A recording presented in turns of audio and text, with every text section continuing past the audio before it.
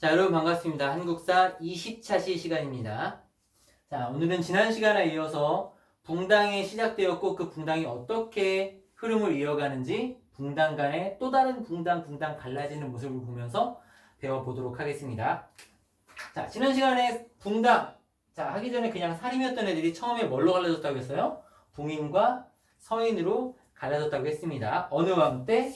자, 선조라는 임금 때 동인과 서인으로 갈라집니다. 자, 근데 요 동인과 서인이 선조 말기에 또 뭘로 갈라지느냐? 하나는 북인과 또 하나는 남인으로 갈라지긴다. 남인으로. 자, 갈라지고 보니까 북인은 아까 이황이랑 조식 둘이 있었죠? 근데 북인은 주로 조식 계열의 살인들이 많이 모여 있었고 남인은 이황 계열의 사람들이 많이 모여 있었습니다. 자, 여기서 참고로만 한번 알아두면 북인과 남인이 서로 갈라지게 된 사건은 정철이라는 사람과 정렬입이라고 하는 사람이 등장을 해요. 자, 간단하게 얘기할게요. 정렬입이라고 하는 사람이 동인 쪽 사람이에요. 원래는 서인이었는데 동인으로 옮겨간 사람이긴 한데 동인 쪽 사람인데 이 사람이 영모죄로 고발을 당합니다. 영모죄로 고발을 당해. 고발을 당하면서 정렬입에 아는 사람이었던 수많은 동인들이 요 정철이라고 하는 사람에 의해서 제거를 당해요. 엄청 죽게 돼. 그러니까 살인끼리 싸운 거죠. 이건 사화라고 부르지 않아요. 근데 자, 정철 많이 들어본 사람이죠? 3인곡 임금이 너무 그리워요. 막 구구절절 애절한 막 뭐 그런 시를 쓴 사람인데 이 사람이 어마어마하게 동인들을 죽입니다. 정렬입 모반 사건으로. 정렬입 영모 사건 모반 사건으로. 자, 그런데 요 정철이 나중에 선조의 미움을 받아서 이 사람이 또 쫓겨나가게 돼요. 귀양을 가게 돼요. 그때 귀양 가서 쓴 게 삼위인곡, 송미인곡 그런 것들이에요. 나 좀 제발 다시 불러줘요 하고. 얘가 쫓겨나니까 얘는 서인이었어요. 서인 쪽 사람들이 우르르 많이 나왔겠죠. 그러자 동인 사람들이 우리 이렇게 잔뜩 죽었는데 서인 이렇게 하나 꼬투리 잡혔을 때 서인 싹 죽여버리자. 서인에 대해서 강력하게 대응하자라고 주장했던 사람과 야 그러지 말자라고 하는 사람이 서로 갈라지게 됩니다. 그게 북인과 남인이에요. 강력하지 하자가 북인, 그러지 말자가 남인. 알겠죠? 이건 그냥 참고로 그냥 북인 남인 갈린 원인은 이 사람의 이름이 등장한다 정도만 알고 있으면 됩니다. 자, 요 북인은 그래서 언제냐? 광해군 때. 광해군 때 북인이 권력을 잡고 뭐합니까?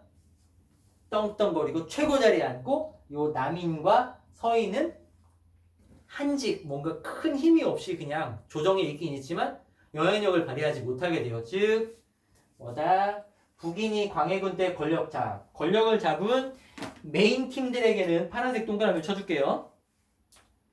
자, 선조 때는 비슷했지만 얘가 조금 더 셌다고 했죠. 자, 광해군 때는 누가 메인이었다? 북인이 메인이었다. 자, 근데 얘들이 계속 하고 싶은 거야. 얘들은 권력 독점에 욕심이 있었어요. 자, 북인이 권력을 독점합니다. 분명 동인 서인 할 때는 서인은 넌 꺼져 하고서는 동인 혼자 하지 않았다고 했어요. 둘이 같이 했습니다. 얘가 약간 우세했을 뿐. 근데 얘는 달라요. 북인 혼자 다 해요. 남인이랑 서인은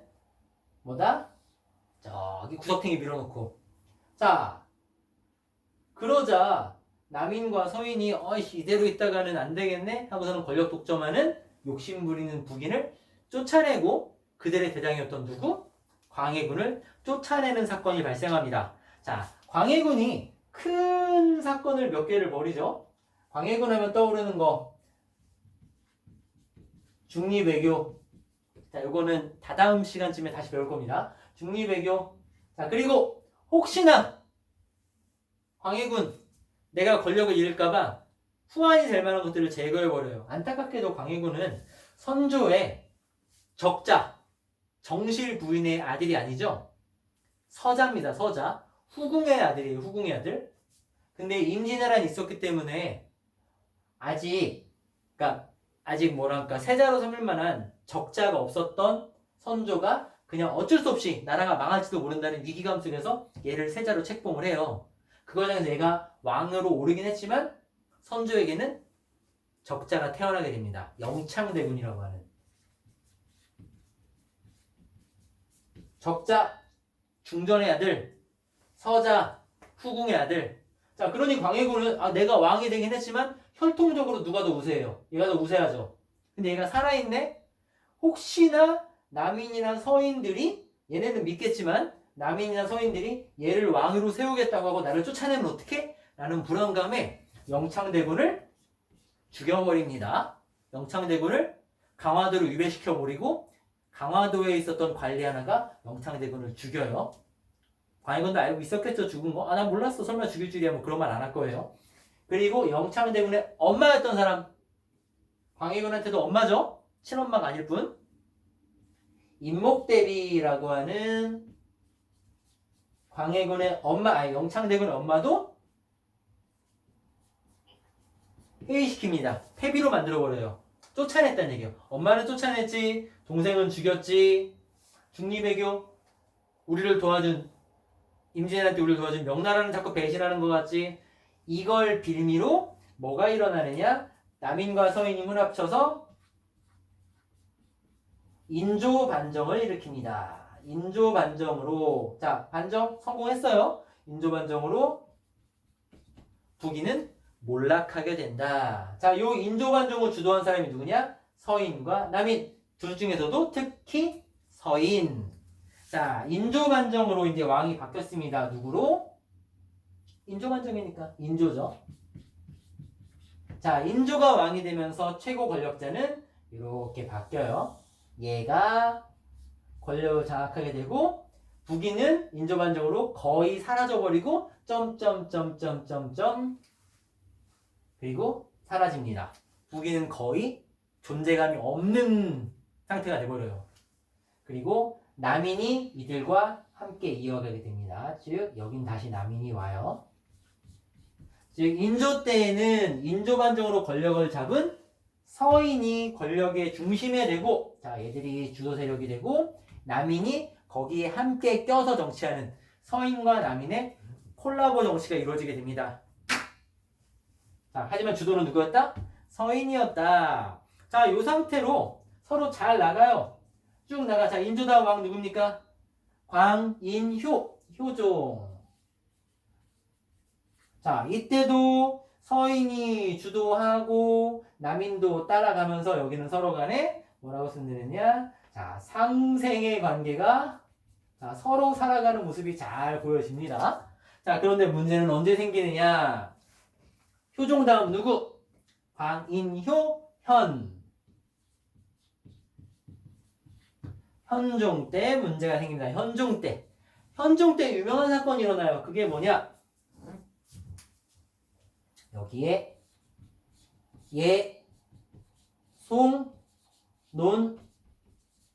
예송논쟁이라고 하는 큰 사건이 일어나게 됩니다. 요 예송논쟁. 요 예송논쟁 때문에 문제가 발생하는데, 자, 예송논쟁 무슨 사건이냐? 자, 두 번 일어나요. 자, 효종이라고 하는 임금이 있고 다음 현종이 왕이 되는데, 자, 효종이 죽자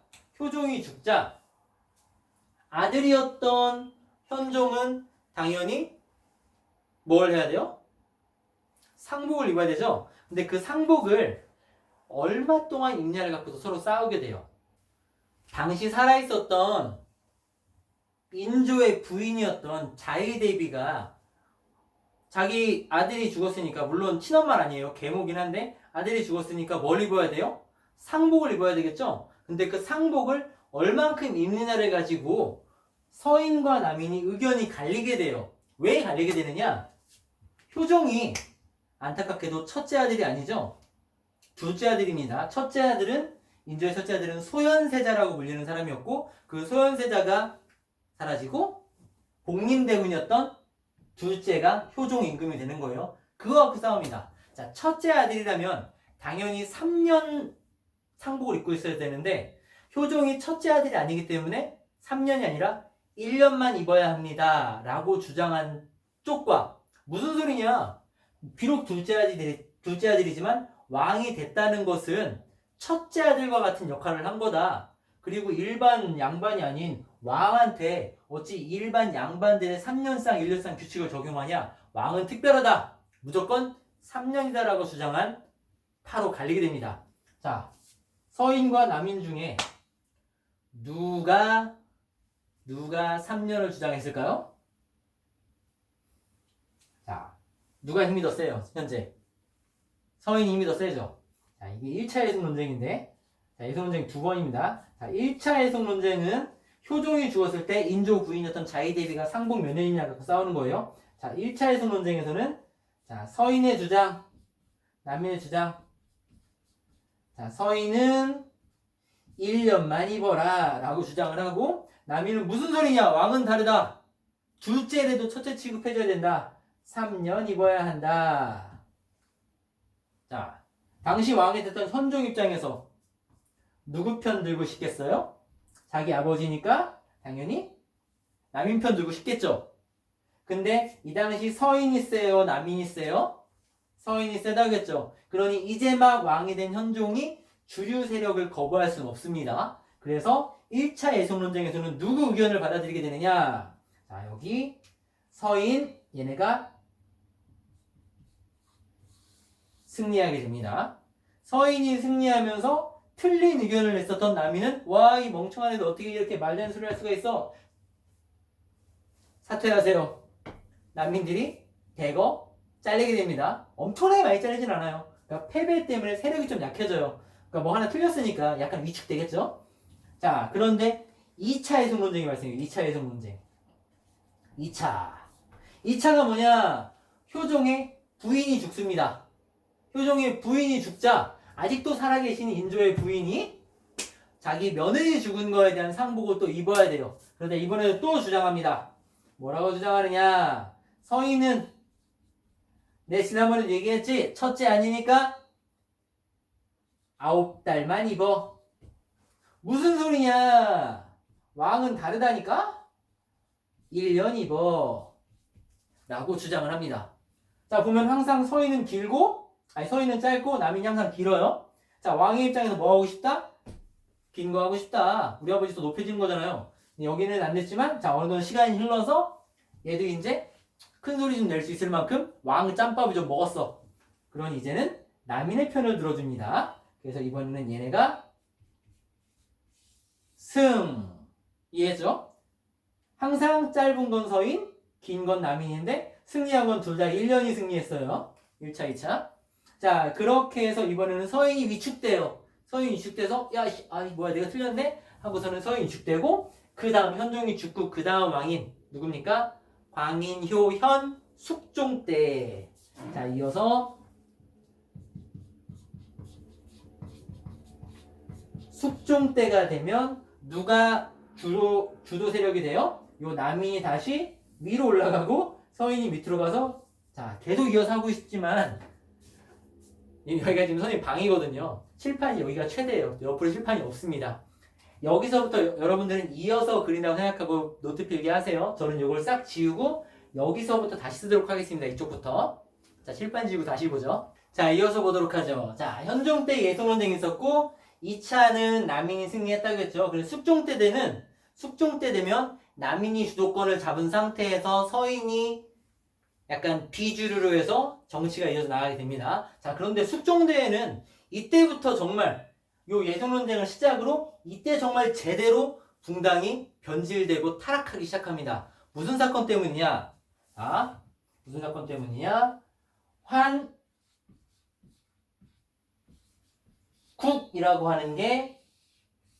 환국이라고 하는 게 일어나면서 붕당이 엄청나게 변질되게 돼요. 자, 숙종 하면 떠오르는 사람, 숙종보다 더 유명한 사람 있죠.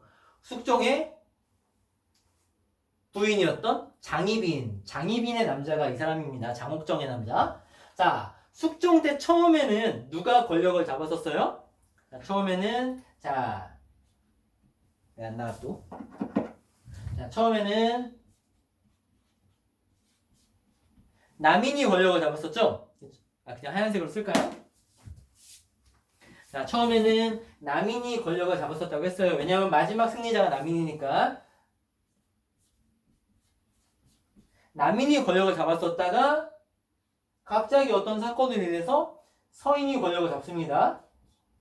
서인이 권력을 잡았다가 갑자기 또 어떤 사건으로 인해서 다시 남인이 권력을 잡습니다. 그랬다가 또 갑자기 어떤 사건으로 인해서 다시 서인이 권력을 잡아요. 숙종이라는 사람이 왕은 되게 오래 하긴 해요. 몇십 년을 하긴 하는데 아무리 그렇다 치더라도 남들은 한 번도 바뀔까 말까 한 걸 막 바꾸고 있잖아요. 이런 식으로 정치를 주도하던 세력이 급격하게 확 바뀌는 거, 그걸 환국이라고 부릅니다. 환국이라고. 환국이 몇 번 일어난 거예요? 그러면은 여기 한 번, 여기 한 번, 여기 한 번, 크게 3차례의 환국이 일어납니다. 환국, 남인이 주도하고 있다가 갑자기 하루아침에 몰락하고 서인이 주도하고, 남인은 여기서 막 일을 갈고 있겠죠? 근데 갑자기 또 사건으로 서인이 확 몰락하고 올라가고, 그럼 한 번 뺏겼던 일이 다시 올라가면 무슨 생각해요? 다시는 안 뺏겨야지 하고 상대방을 처참하게 짓밟기 시작합니다. 즉 상대방에 대한 철저한 짓밟음이 시작되는 게 이 환국 때문이에요. 권력을 자꾸 줬다 뺐다 하니까. 아까도 얘기했죠? 전 시간에 얘기했죠? 제일 나쁜 게 줬다 뺏는 거라고. 그걸 여러 차례 하는 게 숙종이에요. 자, 환국 3번. 자, 이렇게 외우면 됩니다. 앞글자만 외우는 게 유치한 것 같아도 제일 편해요. 경, 기, 갑. 경신 환국, 기사 환국, 갑술 환국. 뭐 하나하나 사건을 다 얘기하고 싶지만 시간이 부족하니까 얘기하지 않고 간단하게 얘기할게요. 요거는 당시 남인의 대장이 왕의 천막을 허락 없이 갖다 썼다가 왕이 건방지다해서 남인들 다 쫓아낸 거. 천막 함부로 써서. 기사환국은 뭐냐? 자리 뺏긴 남인이 열심히 키운 비밀병기인 장희빈을 숙종한테 딱 보내고 숙종이 장희빈을 홀딱 반해서 이 여자를 나에게 보내준 남인을 다시 등용하면서 확 바뀌게 된 거. 갑술환국은 뭐냐? 장희빈이 꼴배기 싫어진 숙종이 장희빈을 밀어준 남인과 장희빈의 아들 어쩌고저쩌고 하면서 그 사건으로 다 쫓아내고 다시 전부인이었던 인현왕후라고 있어요. 인현왕후. 발음 잘해야 되죠? 인현. 자, 인현왕후가 다시 숙종의 부인으로 올라오면서 남인 입장에서 반대할 거 아니에요. 장희빈 쫓겨나면 자기 물러나니까. 절 죽어라 반대하다가 그럼 니네 다 꺼져 하고 쫓아낸 게 갑술왕국이에요. 간단하게 얘기하면. 제일 중요한 게 뭘 것 같아요? 당연히 요겁니다. 요거. 시험에는 셋 중에 그나마 제일 많은 건 요게 제일 많이 나와요. 갑술왕국. 자, 그렇게 서인이 권력 잡는 요게 붕당 변질의 가장 큰 기폭제가 됐다. 자, 그러면은 요 상태에서 이제 왕이 자 누구로 이어가게 되느냐? 그 다음 왕인 현숙 경종이 됩니다. 자, 그런데 요 과정에서 서인이 마지막에 승리했으니까 요 경종 때에는 서인이 권력을 잡아야 되잖아요. 근데 서인이 권력을 잡는 게 아니라 요 서인이 둘로 갈라집니다. 경종을 너무 뒤에다 앞에다 썼나? 자, 서인이 둘로 갈라지게 됩니다. 뭘로 갈라지느냐? 남인에게 쫓겨나 있다가 갑술왕국으로 권력을 차지한 서인이 다시는 남인에게 뺏길 일이 없도록 남인의 씨를 말려버립시다 하고서는 보복을 준비해요. 근데 그 과정에서 너무 그러지 마라. 보복은 또 다른 보복을 낳을 뿐이다 라고 온건하게 나갔던 소론과 무슨 소리냐 싹 죽여버리자 라고 말하던 이거 뭐야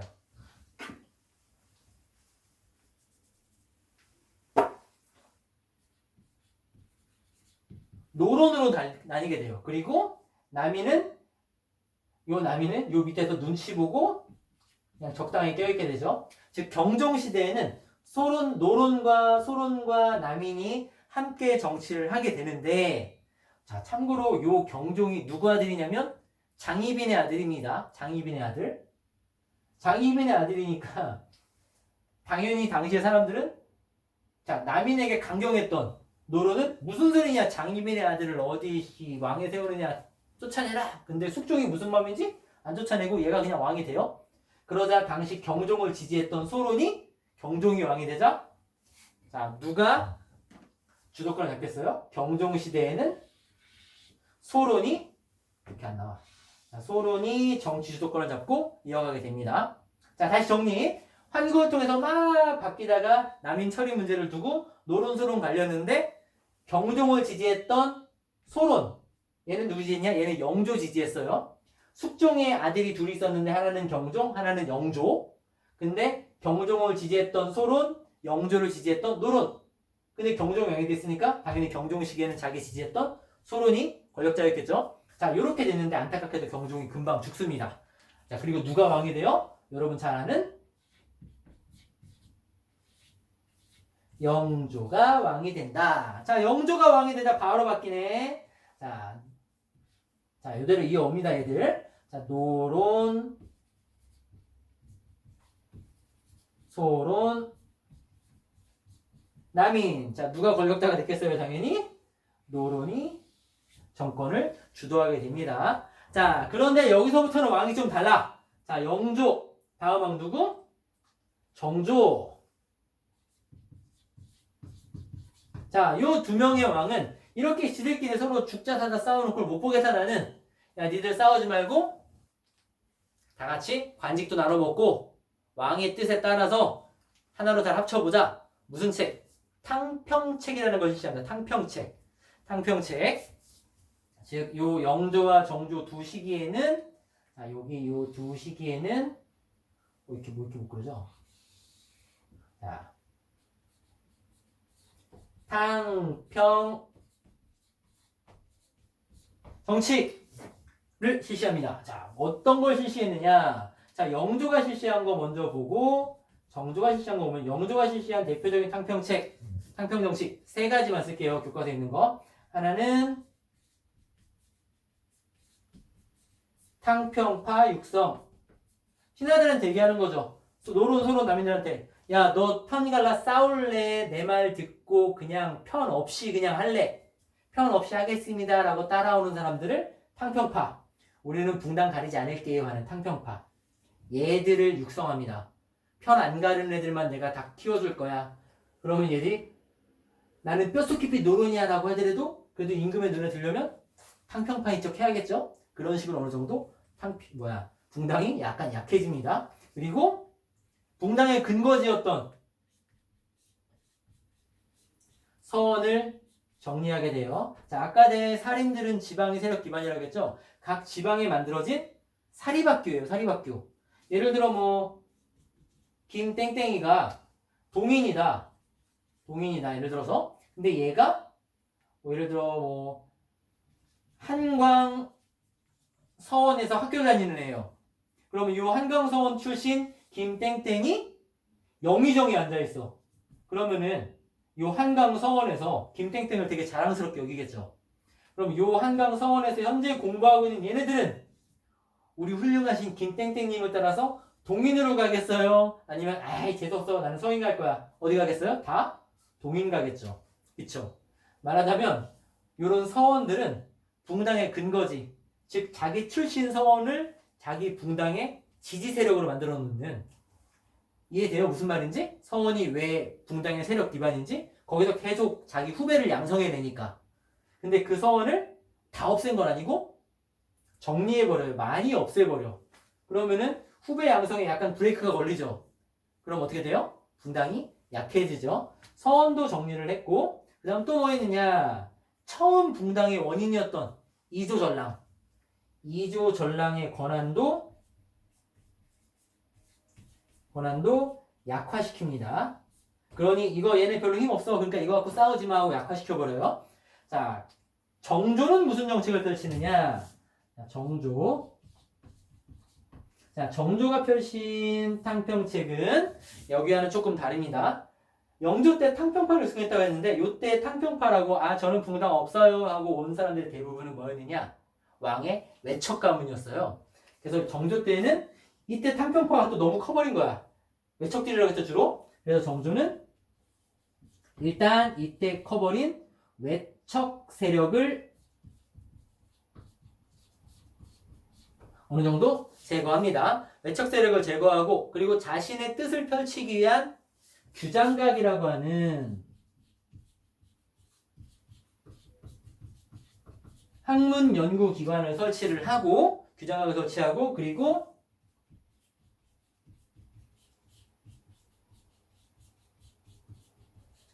초계문신제라고 해서 이미 과거에 합격해서 문과 관료가 되어 있는 문신인 사람들을 한 3년 넌 쉬어. 대신 공부해. 즉 공부하는, 그러니까 뭐라고 해야 되냐, 관리 재교육 시스템이에요. 공부. 이거 그럼 공부한다고 하고 그냥 놀면 되는 거 아니에요? 정조가 불러놓고 매일같이 시험 치르고, 매일같이는 아닌가? 공부 확인하고 막 했다고 하죠. 그래서 확인했는데 공부 안 한 거 티나고 숙제 제대로 안 해놓고 뭐 공부 제대로 안 하고 잘 못 외웠으면 정조가 막 벌도 주고 했다고 해요. 그만큼 초계문신제가 쉬운 건 아니었어요. 이런 것도 하고 자기 사람을 키우는 거지. 붕당이 아니라. 초계문신제도 하고 그 다음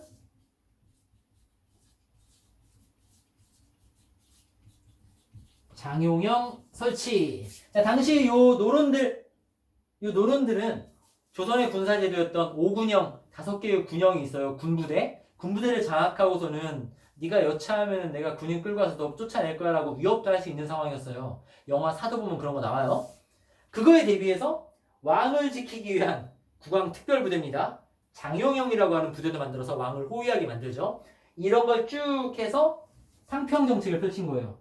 이렇게 너무 심해진 붕당을 약화시키는. 자, 효과가 있었겠어요? 없었겠어요? 있었습니다. 있었는데 언제만 효과가 있느냐? 요 무서운 두 명의 왕이 있을 때만. 자, 그래서 요 탕평정책의 한계점. 요 탕평정책의 한계점이 뭐냐면 자, 한계점이 뭐냐? 쓰지 않고 말로 할게요. 쓸 칸이 없네. 한계점이 뭐냐?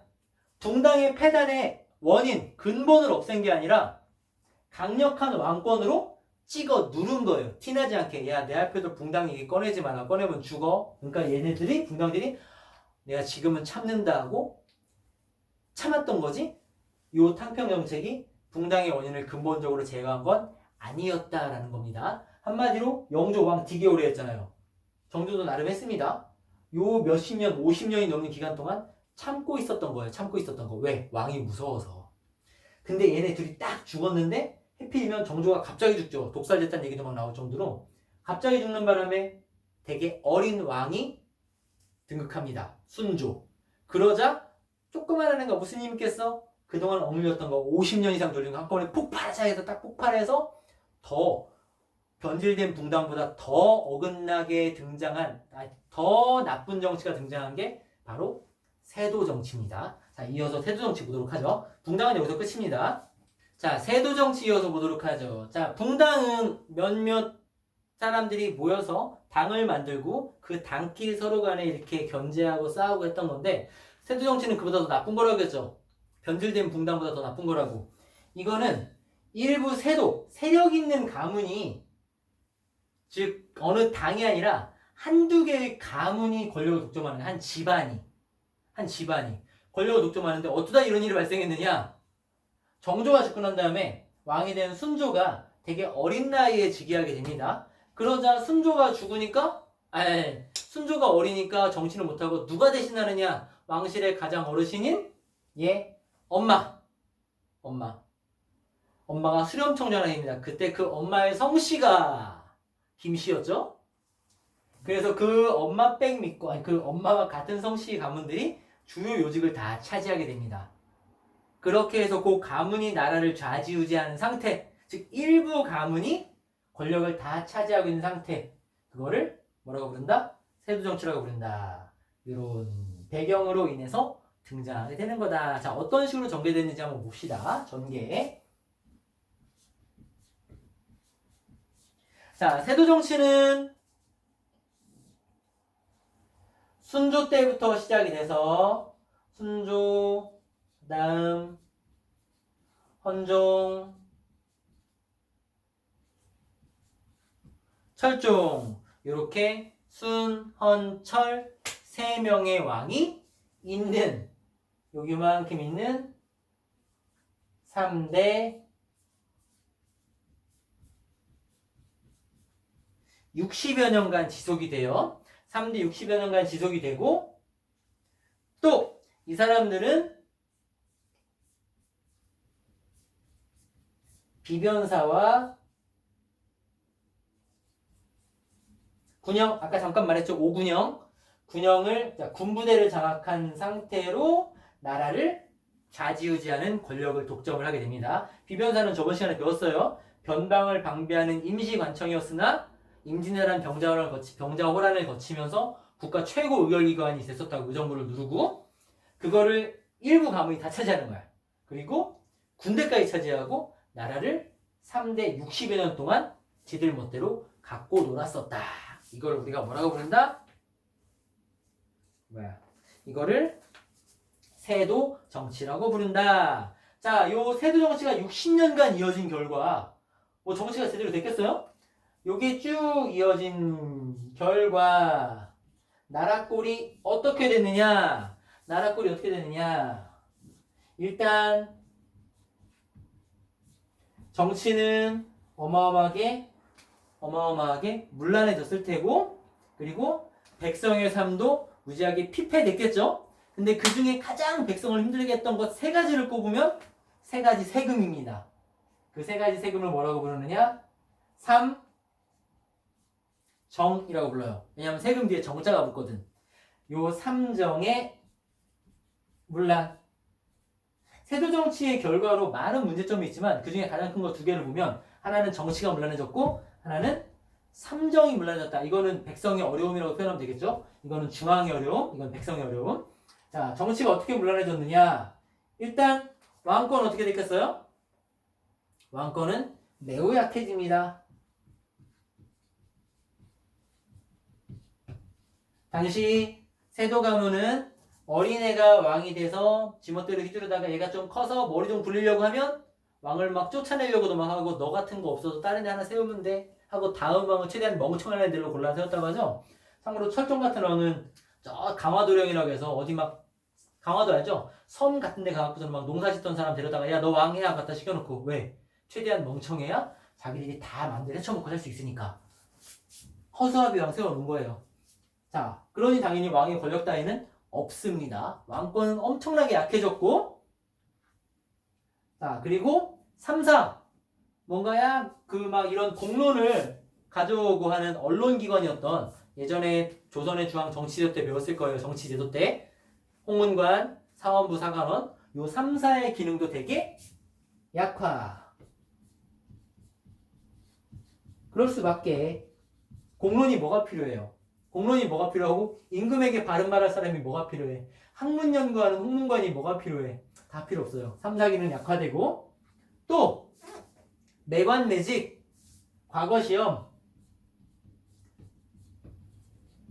과거 시험 부정 이거 진짜 정확도 그 자체 진짜 공정 그 자체의 시험이었는데 요 과거 시험도 돈을 받고 문제를 유출하거나 이런 식으로 비리가 되게 심해지고 매관 매직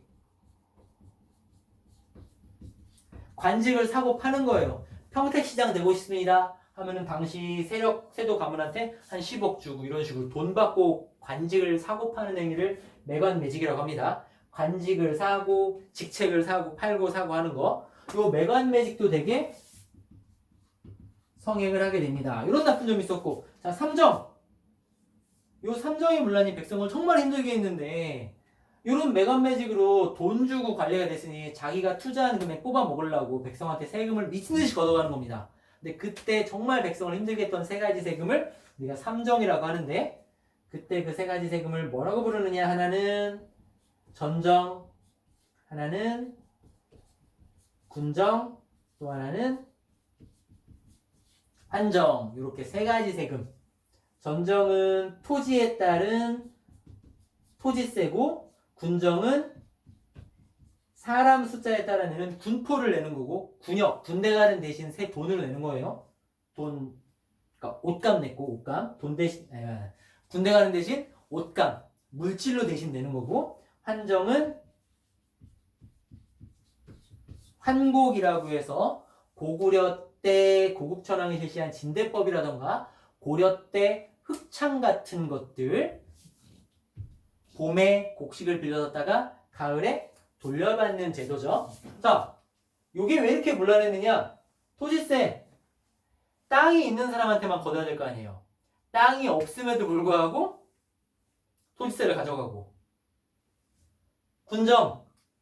양인 남자 16에서 60세 혹은 15에서 59세의 양인 남자에게만, 성인 남자에게만 딱 군포를 걷어가야 되는데, 이건 뭐 70대 노인한테도 얼굴 보니까 완전 동안 60대 같구만, 50대 같구만, 너도 내라. 10살짜리 어린애한테 야 얼굴 보니 얘가 무슨 10살이냐, 너도 20살 넘었지, 노안이네 하고서는 걷어가고, 애한테도 걷어가고, 노인한테도 걷어가고, 심지어 죽은 사람한테도 걷어가고, 또 관청별로 걷어가고. 아까 여기 어디 갔어? 군형이 몇 개라고 했어요? 5군형이라고 했죠? 5군형에서 각 군형별로 따라 걷어가는 거야.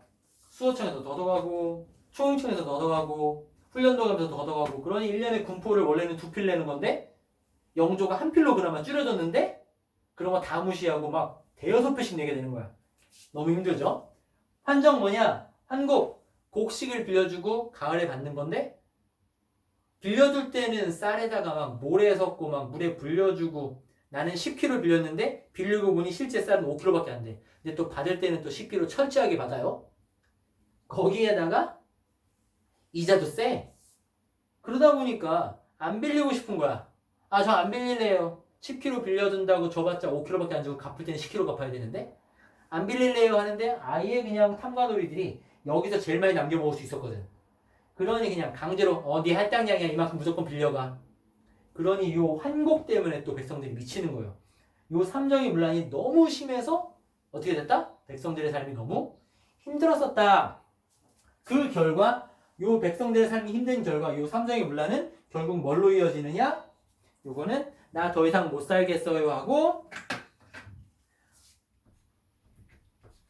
여기 이렇게 안 나와? 농민 반란으로 이어지게 되는 거죠. 농민 반란으로 이어지게 된다. 자, 여기까지 한국사 20차시 수업 마치는데요. 자, 교과서는 63페이지까지 한 겁니다. 교과서 63페이지까지 잘 읽어보고, 여기 보면은 탕평비라던가 교과서에 사진들도 많이 나오고, 만인수를 통해 본 뭐 공론 수련 과정, 아까 여론이라고 했죠. 여론, 공론 수련 과정이라던가, 그리고 일부 세도 과문이라고 하는데 일부만 했다는 증거 있느냐? 자, 63페이지에 이런 원그래프로 증거가 나와 있어요. 한번 여러분들이 직접 확인해 보기 바랍니다. 온라인 수업의 장점이라고 하면 수업이 짧다는 거, 단점이라고 하면 이 수업 외에 여러분들이 직접 찾아서 공부해야 되는 것들이 존재한다는 거. 제가 아까 이거는 내가 설명 안 할래요 한 것들 여러분들이 알 거라 생각하고 안 하는 거니까, 모른다 싶은 사람은 잠깐 스톱 누르고 찾아보고 다시 플레이하고 멈추고 플레이하고 이렇게 하는 겁니다. 그냥 수업 시간 마냥 저 사람이 앞에서 뭐라고 떠드는 거냐 라고 가만히 멍 때리고 듣지 말고, 온라인 수업의 강점이 뭐예요? 내가 플레이, 스톱 원하는 데서 할 수 있다는 거. 듣다가 뭔 소리지? 선생님 발음이 조금 안 좋을 수 있어요. 빨리 하다 보니까 내가 다시 들어도 막 르르르 지나가는 게 맞는 것 같아. 못 알아듣겠다. 계속해서 다시 반복하고, 뭔 단어인지 모르겠다. 멈춤해놓고서는 검색 한번 해보고 이렇게 수업 들으세요. 이해하면서. 자, 이상 24시 마치겠습니다.